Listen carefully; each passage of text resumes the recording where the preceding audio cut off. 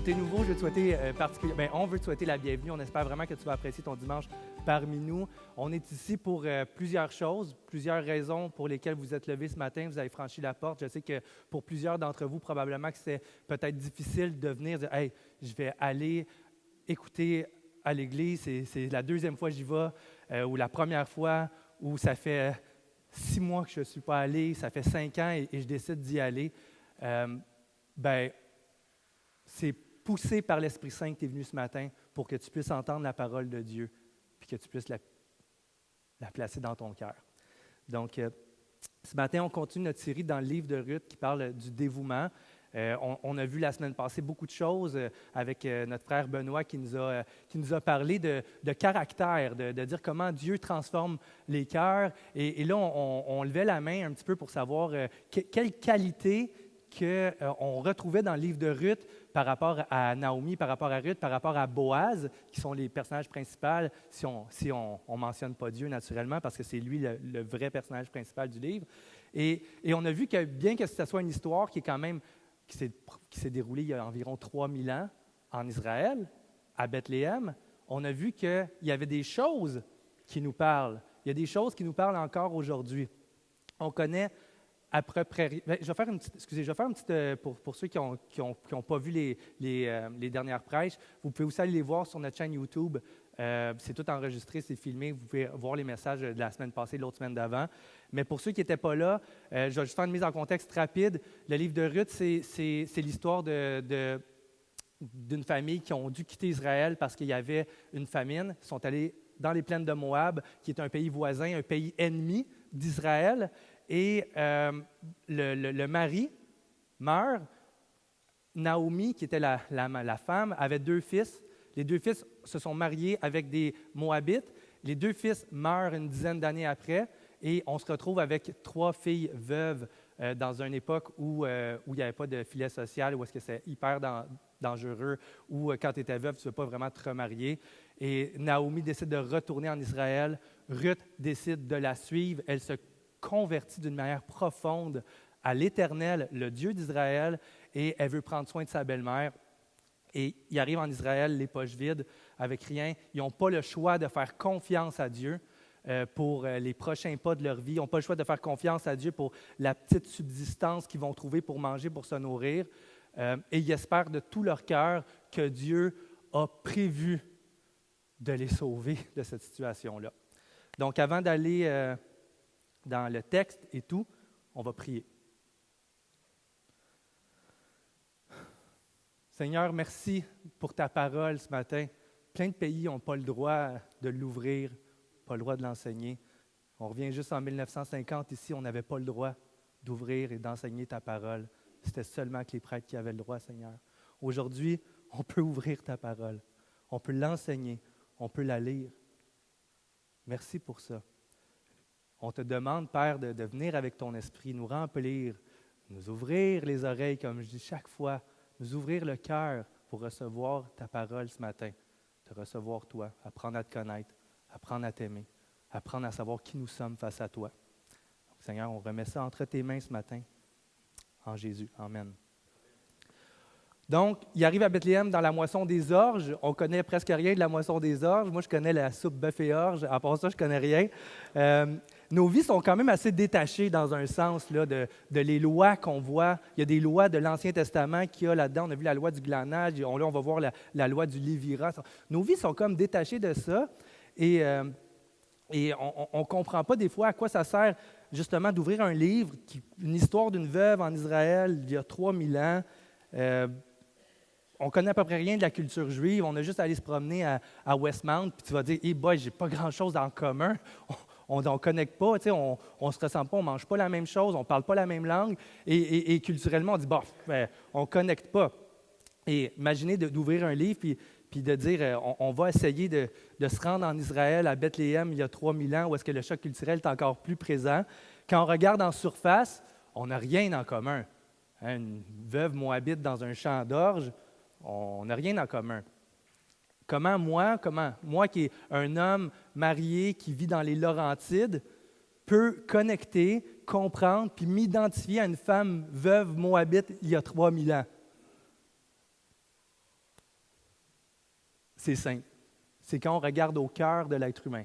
C'est quand on regarde en surface, culturellement, ça ne fonctionne pas, mais dans le fond du cœur humain, il y a des choses qui transcendent toutes les époques, qui traversent d'époque en époque, qui transcendent toutes les cultures. Et ce qu'on va voir ce matin, c'est comment, dans le texte, on voit à quel point on peut connecter avec ce que Naomi et Ruth vivent, parce que Dieu nous raconte l'histoire de l'humanité. Il nous raconte l'histoire de c'est quoi l'être humain, qu'est-ce qu'il cherche, qu'est-ce qu'il veut et qui il est.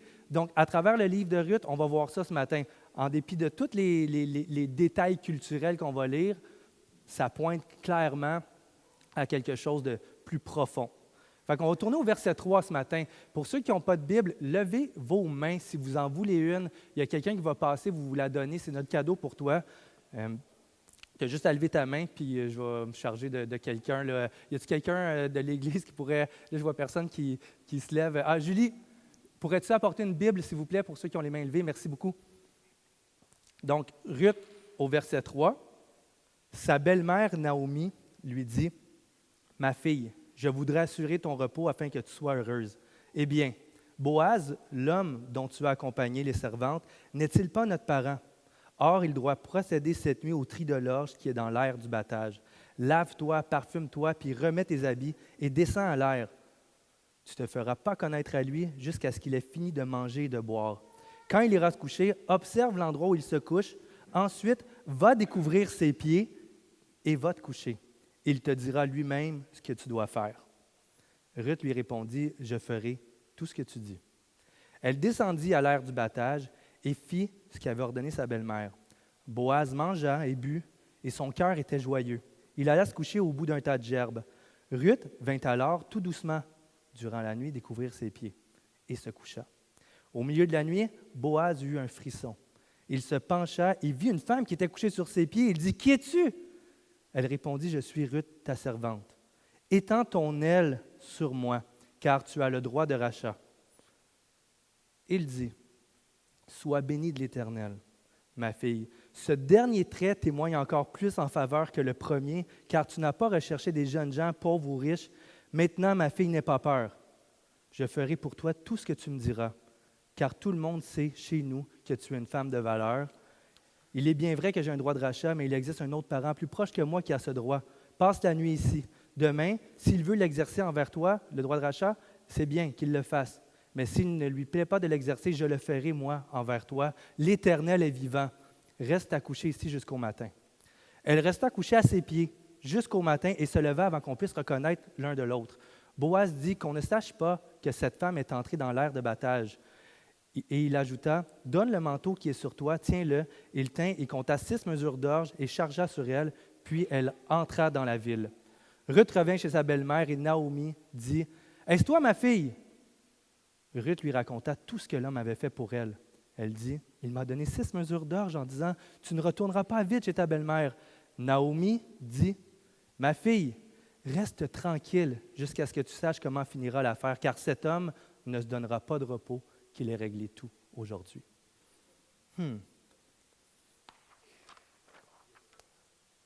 Dans l'introduction, on connecte plus que jamais à des choses que les filles vivent ici. Une vérité qui transcende les cultures, une vérité qui transcende les générations.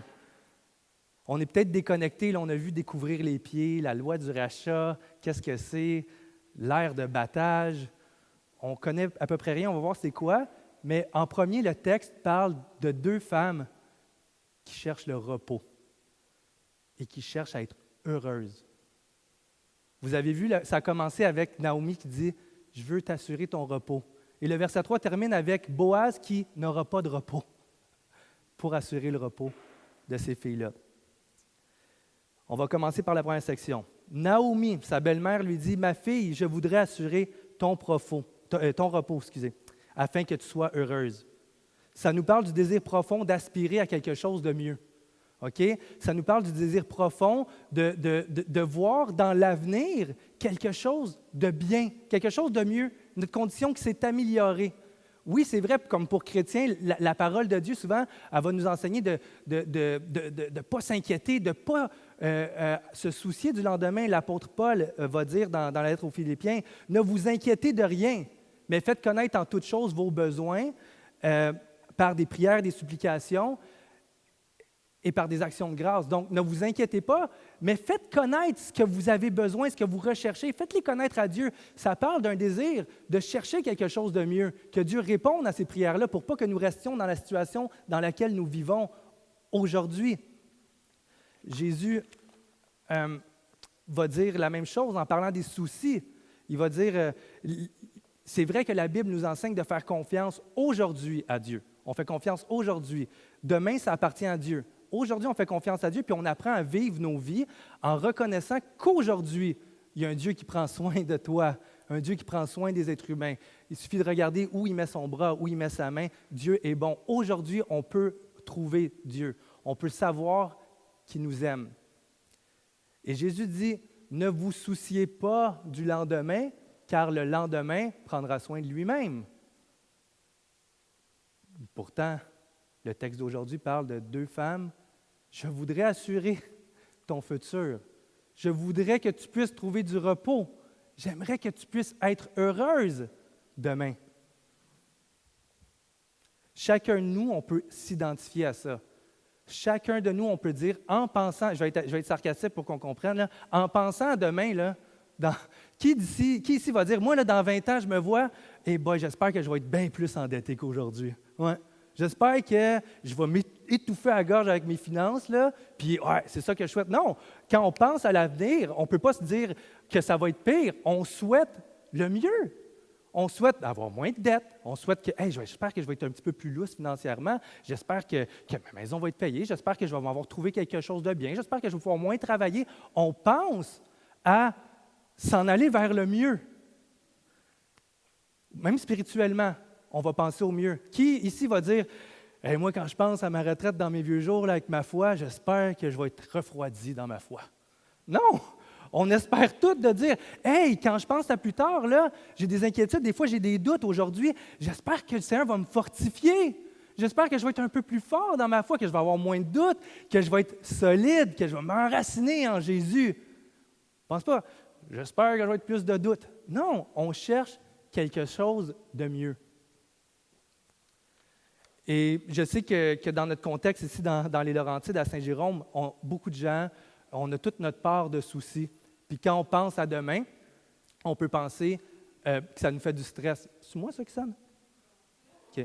Ça aurait pu... Ah, c'est correct. Ah non, c'est pas grave.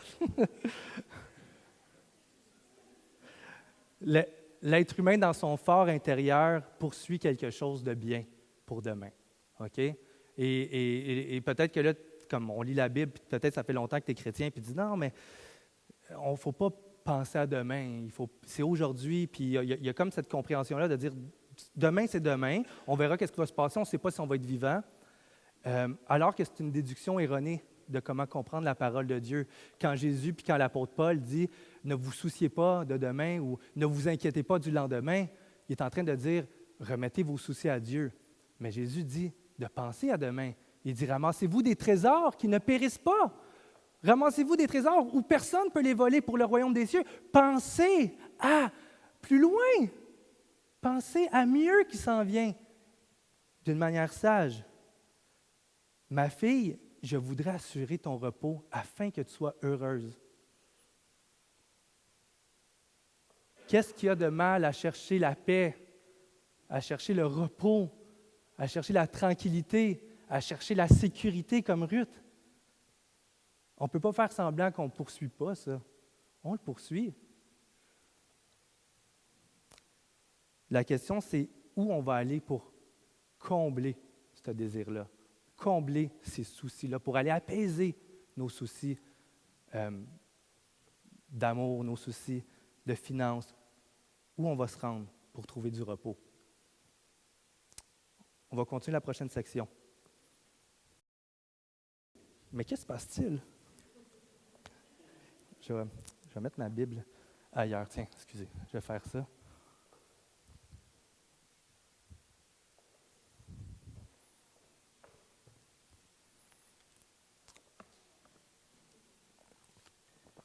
Prochain verset. L'homme dont tu as accompagné la servante n'est-il pas notre parent? Or, il doit procéder cette nuit au tri de l'orge qui est dans l'air du battage.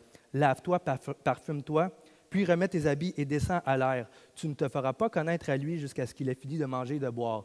Fait que, je vais juste faire un contexte culturel, justement, pour bien comprendre c'est quoi l'air du battage, puis c'est quoi l'orge.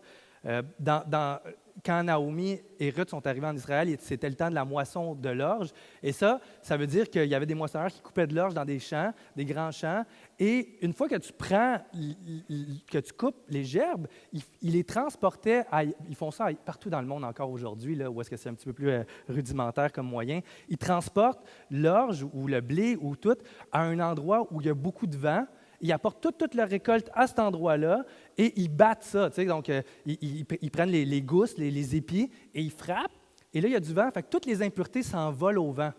Et ça laisse juste la semence qui ont besoin. Ça laisse juste l'orge. Fait que tu n'as plus les feuilles, tu n'as plus rien. C'est propre. Donc, ça, c'est la fin de la moisson où tous les moissonneurs, probablement de Bethléem, parce qu'il y avait plusieurs champs, se ramassent au même endroit pour faire ça, parce que ça prend du vent. Et là, tout le monde est là, ils dorment là, ils travaillent très tôt le matin, ils se finissent à la noirceur et ils stockent leur récolte. C'est la fin, là. C'est comme ça que ça se fait. Naomi a dit, tu vas te rendre dans cet endroit-là. Elle a dit ça, tu vas te rendre où est-ce qu'ils battent l'orge, où est-ce que c'est l'air, où est-ce qu'il y a du vent, tu vas te rendre où est-ce qu'ils sont, cache-toi. Puis check qu'est-ce que Boaz fait, puis quand il aura mangé, puis tout, bien, va te coucher à ses pieds. Versets 4 et 5, quand il ira se coucher, observe l'endroit où il se couche. Ensuite, va découvrir ses pieds et couche-toi. Il te dira lui-même qu'est-ce que tu dois faire. Et Ruth lui répondit, je ferai tout ce que tu feras, tout ce que tu m'as dit. Il y a aussi un terme qu'on n'est pas habitué, découvrir les pieds. C'est un peu weird, un peu. Il y a la question qui se pose quand même quand on lit la Bible, est-ce que Naomi est en train de dire à Ruth, va séduire Boaz durant la nuit. Tu sais, elle dit, tu feras ce qu'il te demande de faire. Il va se réveiller, fais ce qu'il te dit de faire. Fait que qu'est-ce qu'il y avait dans le cœur de Naomi? C'est que dans le cœur de Naomi, la Bible ne le dit pas, mais la plupart des commentaires bibliques vont dire que Ruth, elle n'allait pas là dans une intention, façon de parler, de faire un échange sexuel pour aller mieux. Puisqu'elle, à ce point-là, et elle ne fait pas ce que Naomi lui dit. Quand Boaz se réveille, elle ne demande pas à Boaz, qu'est-ce que tu veux que je fasse? Elle dit à Boaz qu'est-ce qu'elle veut que Boaz fasse pour elle. L'histoire des pieds, c'est bizarre. C'est quoi découvrir les pieds? C'est quoi d'aller se coucher sur les pieds? Et c'est important de le mentionner pour justement dire, est-ce que c'est une pratique weird un peu qu'ils faisaient dans le temps? C'est-tu sexuel, c'est pas sexuel? Il faut savoir que le vêtement, dans la Bible, nos vêtements, représentent beaucoup l'héritage que Dieu donne. Dans le jardin d'Éden, quand Dieu chasse Adam et Ève du jardin, Dieu leur met un vêtement. Il les couvre, il couvre leur honte, il couvre leur nudité, et c'est la manière de dire que Dieu il a un engagement envers eux, il ne les laisse pas nus, il les habille, c'est lui qui les habille.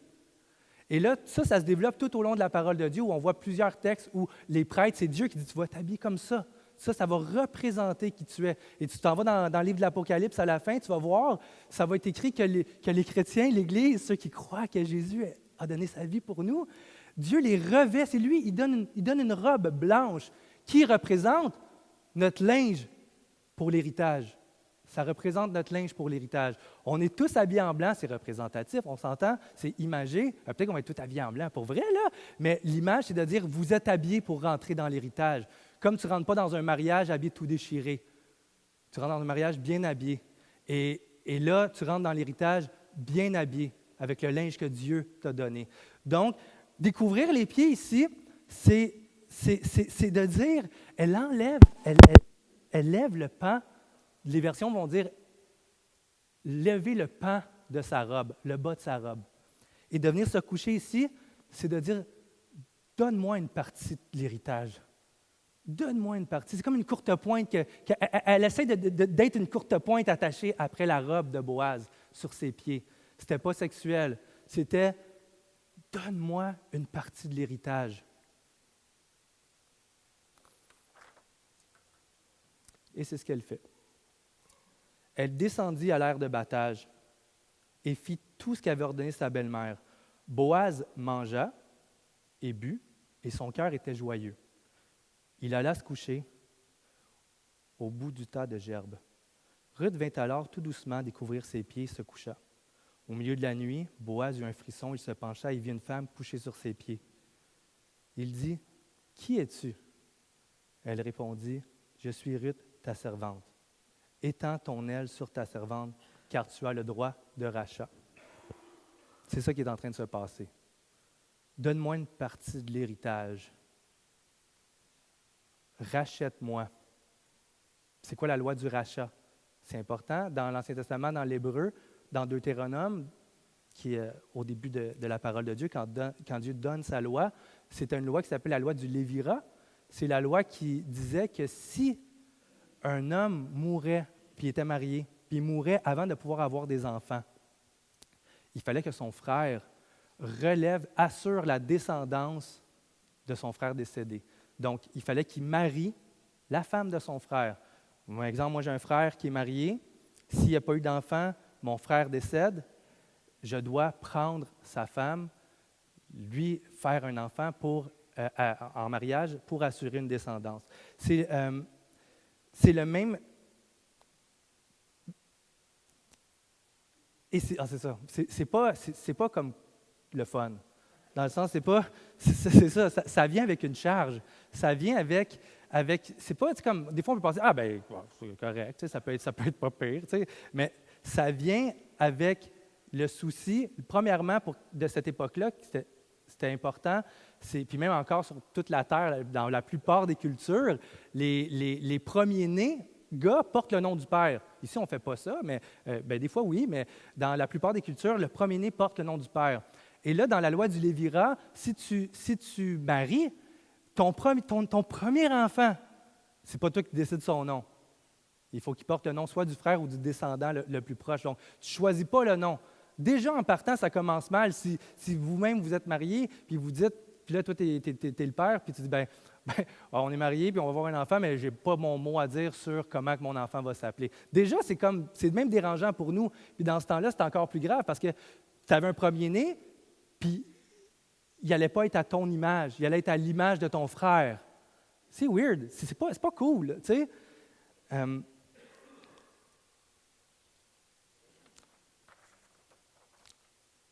Puis la loi du Lévira venait avec l'idée de racheter les dettes. De dire comme là, tu prends la femme, mais elle vient pas seule. S'il y avait des dettes, elle vient avec les dettes. Le truc pour qu'on comprenne, c'est un peu la même chose qu'une succession. Okay? Sauf que nous, en 2023, dans les Laurentides, la succession, c'est relativement simple. On gère seulement avec le matériel. Fait que si tu connais ça, une succession, c'est que quelqu'un meurt dans tes proches, tu fais partie de tes successeurs. Et là, tu regardes là, avec le notaire, qu'est-ce qu'il y a? Oh, il y avait une maison. Hey, moi, je veux sa maison, OK, je vais peut-être hériter de sa maison. Là, tu regardes sa voiture. Wow, belle voiture, une belle Porsche, tu sais. Hey, je vais hériter de la Porsche. Puis là, tu regardes s'il y avait des dettes. Puis là, tu me dis, il devait 150 000 sur la Porsche. T'as vu ça encore? Parce que tu peux prendre la Porsche, mais ça vient avec la dette. Hey, la maison est bien belle, elle vient avec l'hypothèque avec. Puis ça vient avec 200 000 $ de dette encore plus. Fait que, qu'est-ce que tu fais? Est-ce que tu prends la succession ou non? Je n'apprendrai pas, tu sais, parce que ça m'embarque trop, puis je n'ai pas les moyens de ça. Mais je veux prendre sa chaise berçante, je l'aime, sa chaise berçante. Tu ne peux pas la prendre. Tu as renoncé à la succession. Tu as renoncé à ça. Tu prends avec tout, tu refuses tout. Tu sais? Il doit y avoir des nuances, je ne suis pas notaire, là, mais... mais en gros, c'est ça, OK? En gros, c'est ça. C'est le même principe qu'une succession. Tu ne peux pas avoir juste le bon. Pour Boaz, c'est plus négatif que positif. C'est plus négatif. Il va marier une Moabite, comme on dit, puis on l'a vu dans les dernières semaines. Et le mot Moabite, il est utilisé à outrance dans le livre de Ruth parce que c'est pratiquement une insulte. C'est de rappeler le passé incestueux sans arrêt, parce qu'ils sont nés de l'inceste avec Lot. C'est de rappeler sans arrêt le passé incestueux. C'est de rappeler l'ennemi. C'est de rappeler le pays qui est en guerre contre la famille d'Israël. Et c'est sans arrêt à connotation, ça a une connotation négative. Et pour Ruth, déjà en partant, il sait que prendre Ruth, c'est tacher son nom. Oui, plein de gens en Israël, on le voit, il a dit, hey, ils savent que c'est une femme de valeur, mais déjà en partant, il s'embarque dans j'associe mon nom à celui de Moabite.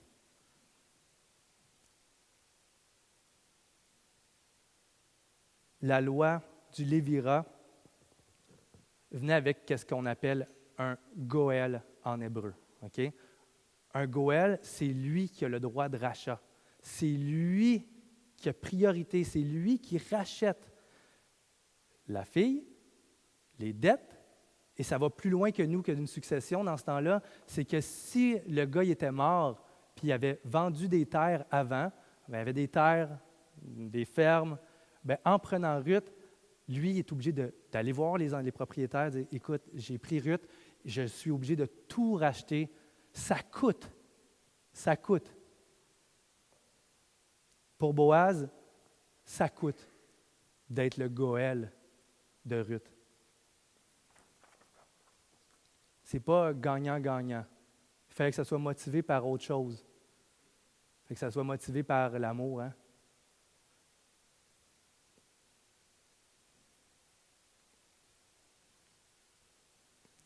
Ruth, elle va au-delà de dire « donne-moi ton héritage, donne-moi une partie de l'héritage ».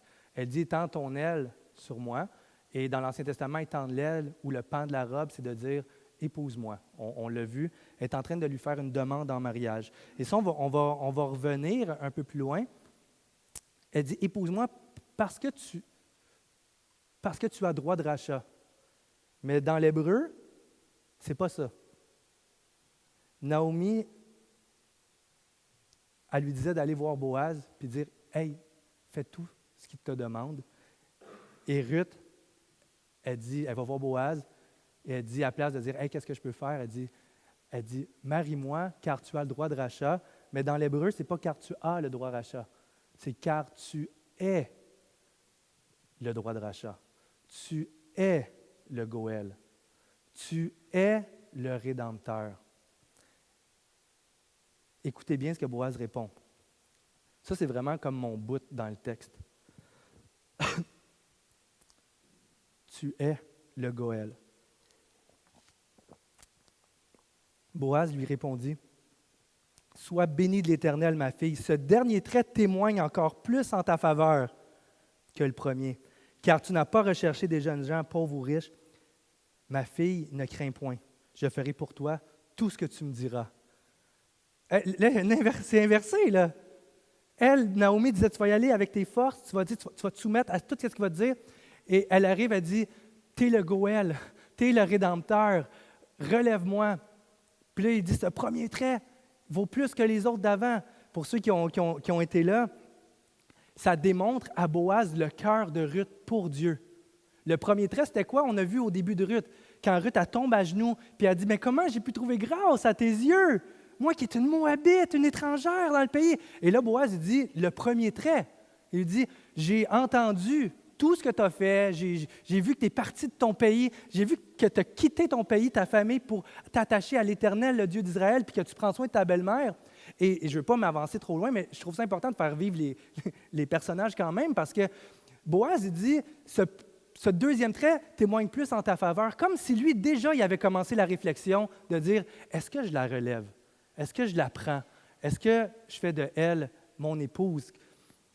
Et le deuxième trait qui témoigne encore plus en la faveur de Ruth, il dit, tu n'as pas recherché des jeunes gens, pauvres ou riches.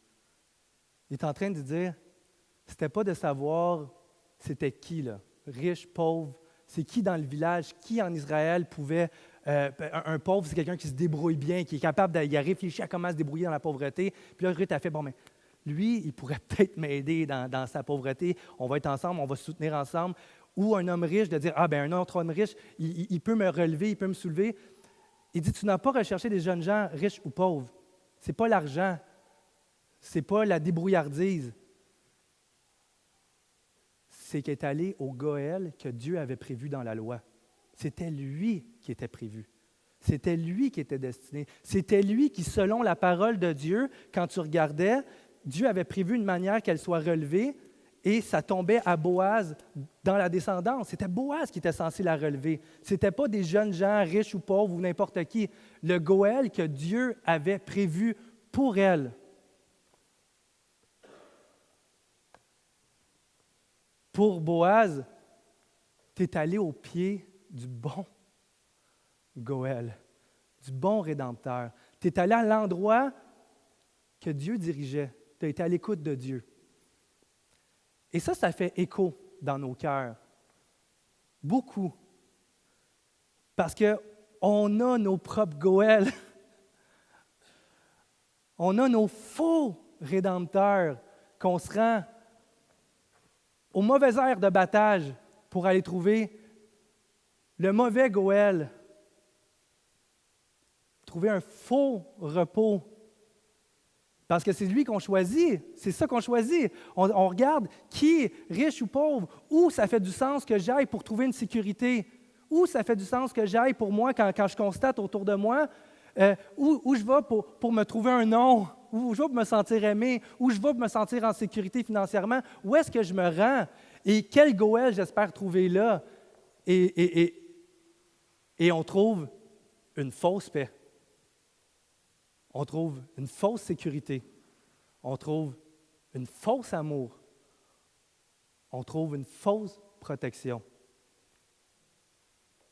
Parce qu'on va au faux Goël que nous avons choisi.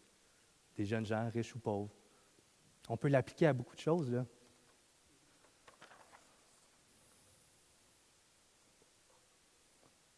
On peut l'appliquer à dire, je peux poser la question, où est-ce que tu vas pour trouver ta sécurité? Oui, ça peut être une personne, c'est vrai, ça peut être une personne. Souvent, ça va se manifester dans une personne, ça peut se manifester dans où est-ce que tu vas pour trouver que tu es quelqu'un. Moi, je sais que quand j'ai plus d'argent dans mon compte, là, j'ai bien plus tendance à aller checker. Tu sais, façon de parler comme, ah ben oui, ça va mieux là, c'est comme, ça me crée une genre de sécurité. Quand tu te sens une boîte, ah ben au moins, moi j'ai fini mon doctorat, tu sais. Où est-ce qu'on va? Où est-ce qu'on va pour trouver notre identité?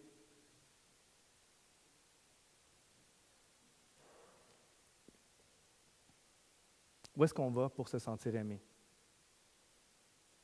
Je vais aller plus loin aussi, parce que du côté spirituel, c'est la même chose.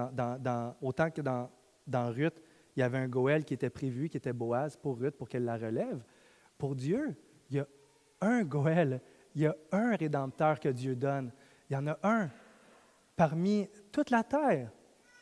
On peut aller à nos pierres, on peut aller à la Sainte Vierge, on peut aller à Bouddha, on peut aller à beaucoup, beaucoup, beaucoup de choses, alors que le Goël de Dieu, c'est Jésus-Christ.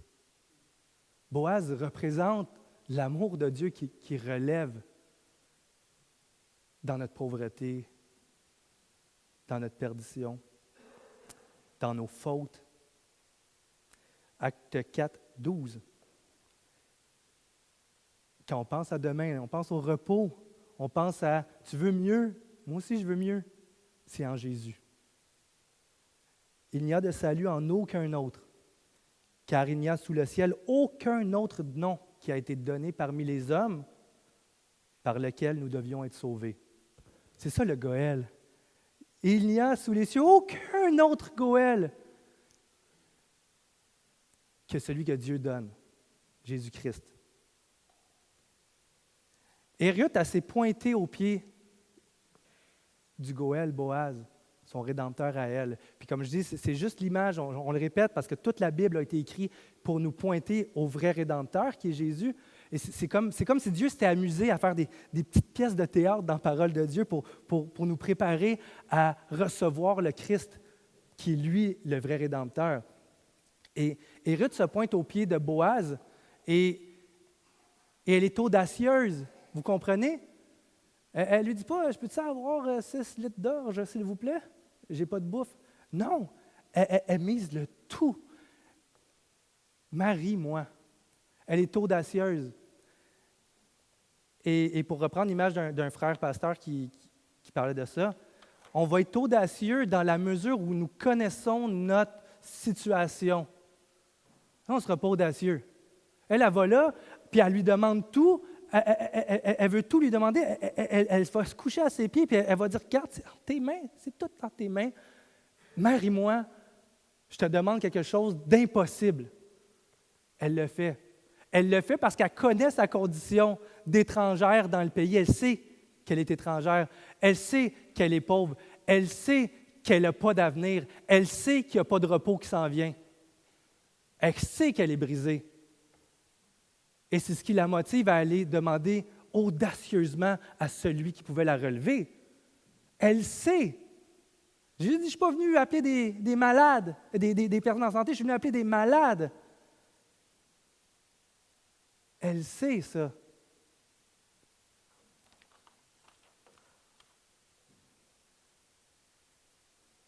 Et on voit à Jésus, quand on sait qu'on est brisé, quand on sait que si on cherche des jeunes gens riches ou pauvres, compte de banque, doctorat, travail, amis, chum, blonde, quand c'est ce qu'on cherche comme Goël, il n'y en aura pas de lendemain meilleur.